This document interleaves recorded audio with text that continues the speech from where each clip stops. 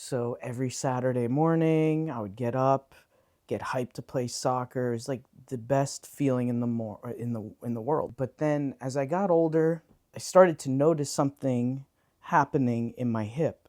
Every time I kicked the ball, it would be really painful. So we went to see a specialist in King of Prussia. We pulled up the scans, and on my left side, you could see my hip, normal bone structure, and the right side was just a blur. They found out through a biopsy that I had a cancerous tumor. When you tell a 12-year-old that there's a risk of death, or I think it was 40%, and then a risk of losing your leg, it takes a toll on you, obviously. And I wasn't prepared for any of this to happen in my life. I'll never forget, I went to my friend's birthday party. It was an indoor soccer party, and the moment it really hit me was when all my friends were out there playing, and we were looking for something me to do, and all there was for me to do was hit the button for the alarm when someone scored. And I just stopped doing it after a while, because I'm like, what is this my life now? It was just a bunch of confusion for a 12-year-old boy.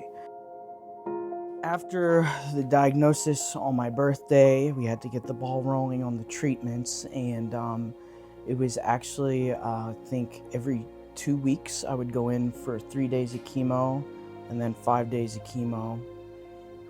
They took the tumor out, they shaped the bone up how they needed, and they put in a very customized artificial hip. But I just knew I just had to pick myself up and do what I had to do to keep this leg and to defeat cancer and overcome it.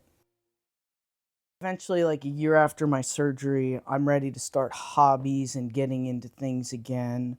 My uncle had a trumpet, and he gave me the mouthpiece. He's just like, just make duck calls on this all day. Just buzz on it, make duck call sounds, and you'll be set.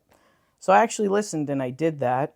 Then it was time. My mom called into the school, got me set up with band, put it on my schedule. But I hadn't been in school for a year, and I was super nervous. A lot of feelings going into school of what it would be like, who would judge me, what kind of looks I was going to get. And so I got to the band room, and Mr. Homicz greeted me, and he kind of just sat me down and was like so welcoming and kind, and just the person I needed in that moment. I left that room feeling completely different than the way I walked in. And that's what I want to provide for my students. If I can change one person's life like that, then it's all worth it.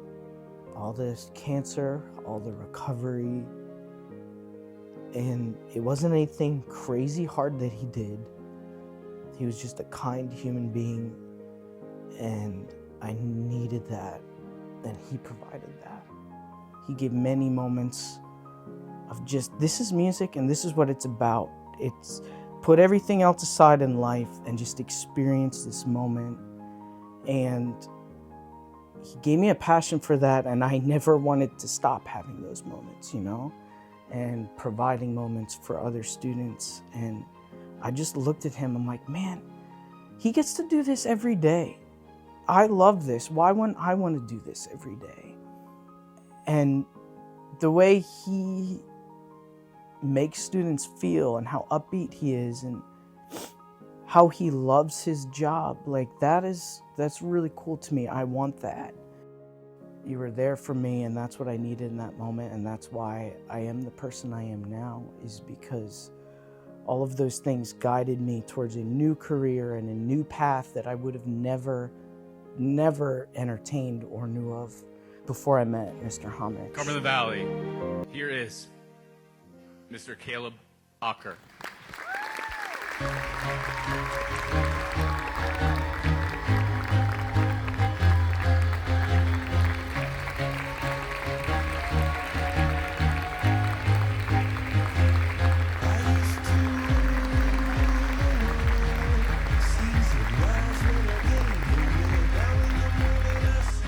Thank you.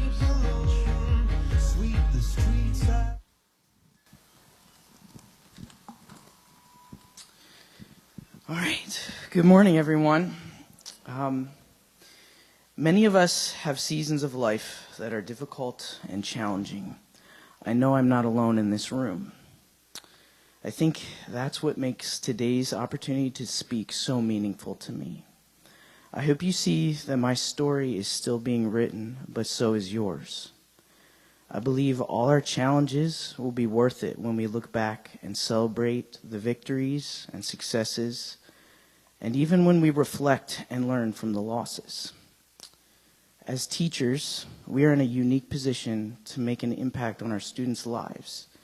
It's a daunting task, but sometimes all it takes is a kind and willing heart.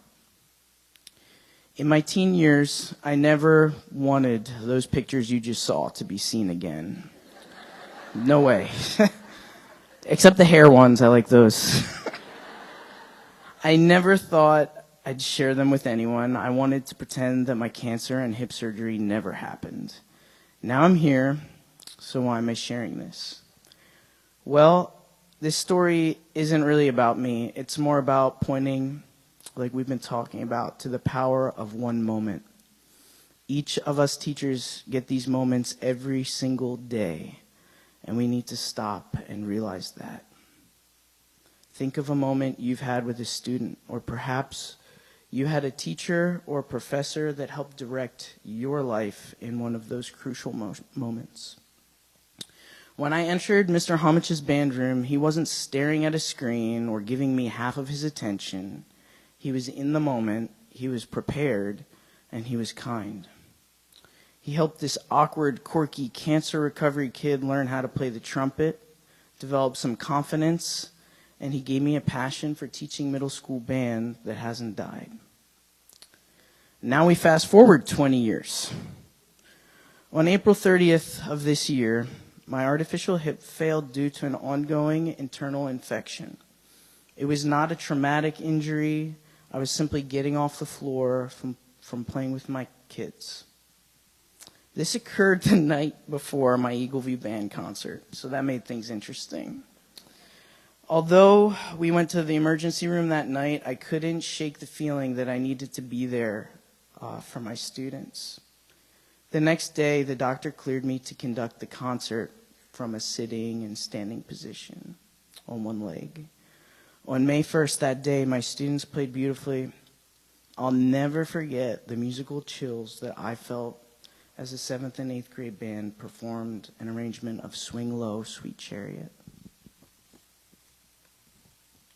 Over the last few months, I've received cards, messages, gift cards, and thoughts and prayers from students, parents, teachers, old coworkers, current coworkers, lots of CV people. It's just been an outpouring of CV community support, so thank you. My surgery and the healing process will take time.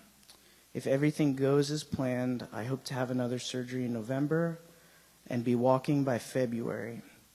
The timing of all this stinks, but as I move forward, I can see how it has been orchestrated perfectly. I thank God for his vision, how he provides, and for my incredible wife, who sacrifices every day for me and our 2 little boys. Her actions are a beautiful representation of the person she truly is. I love my Mary so much. In closing, on one of my Facebook medical update posts, Al Homicz, my teacher, mentor, colleague, and friend, commented these words of encouragement to me. You, Caleb Ocker, inspire me to continue to be my best each and every day.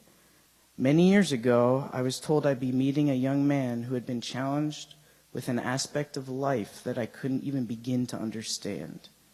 It was at that moment, before we had even met, that I was committed to be my best for someone I knew had determination, perseverance, courage, and integrity, and a love for music that was contagious from the moment that you and all that hair walked into the band room.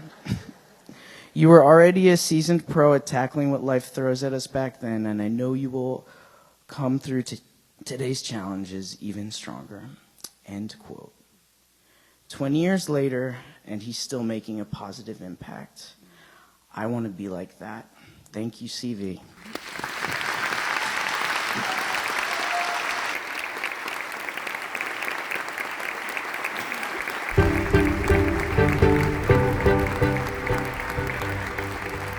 Cumberland Valley, please give a huge city welcome to Mr. Al Homicz, Caleb's teacher and mentor.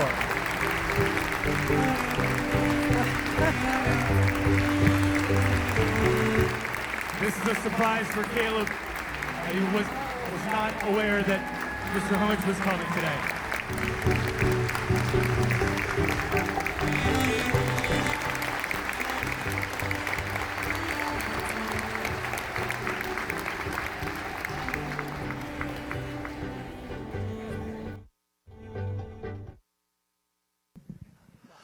In case you didn't know, Caleb did not know that Mr. Homicz was going to be here today. This was a great surprise that we were able to orchestrate. I just want to thank you for taking the time to come up here. Caleb, thank you for sharing your journey and message with us. Obviously, that is a powerful story. And Mr. Homicz driving all those hours to come up and be with us today to demonstrate, I think, perfectly what we've been trying to get at in the opportunities that we have as teachers.